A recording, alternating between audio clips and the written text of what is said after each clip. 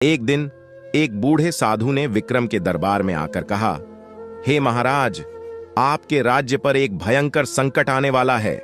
एक राक्षस किरात जो जंगलों में रहता है आपके राज्य को नष्ट करने की योजना बना रहा है।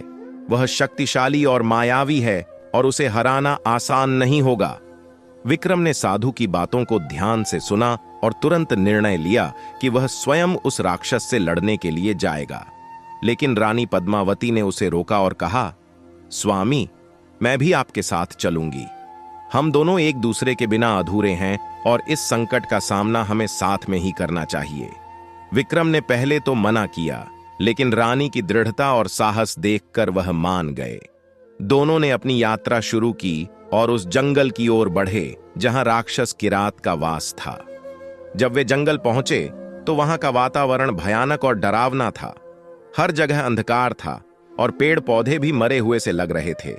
अचानक राक्षस किरात प्रकट हुआ। वह विशाल और भयंकर था। उसकी आंखों से आग की लपटें निकल रही थीं। उसने हंसते हुए कहा, विक्रम, तुम बहुत बहादुर हो जो खुद यहां आए हो, लेकिन तुम मुझे पराजित नहीं कर सकते। यह जंगल अब मेरा है और मैं तुम्हारे राज्य को भी जल्द ही अपने अधीन कर लूंगा।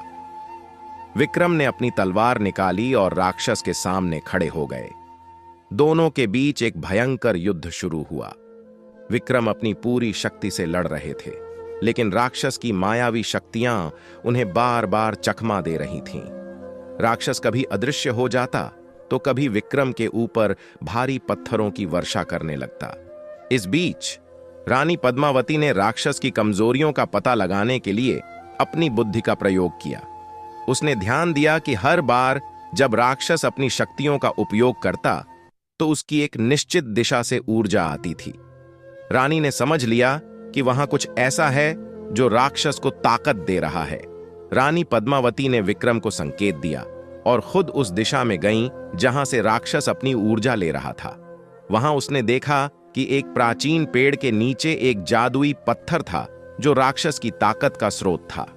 रानी ने बिना देरी किए अपनी तलवार से उस पत्थर को तोड़ दिया। जैसे ही पत्थर टूटा, राक्षस कमजोर हो गया और उसकी शक्तियां समाप्त हो गईं। अब विक्रम को राक्षस पर विजय पाने में ज्यादा समय नहीं लगा। उन्होंने अपनी तलवार से आखिरी वार किया और राक्षस किरात धरती पर गिर पड़ा। मरते हुए राक्षस ने कहा, तुमने मुझे हरा दिया विक्रम, लेकिन यह तुम्हारी ताकत नहीं, तुम्हारी रानी की बुद्धिमानी थी जिसने मेरी हार सुनिश्चित की।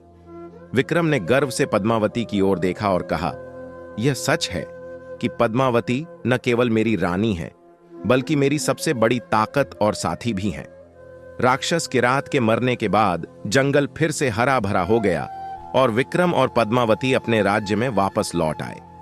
प्रजा ने उनका स्वागत किया और राजा रानी की इस अद्वितीय जोड़ी की वीरता और बुद्धिमानी की कहानियां पूरे राज्य में फैल गईं।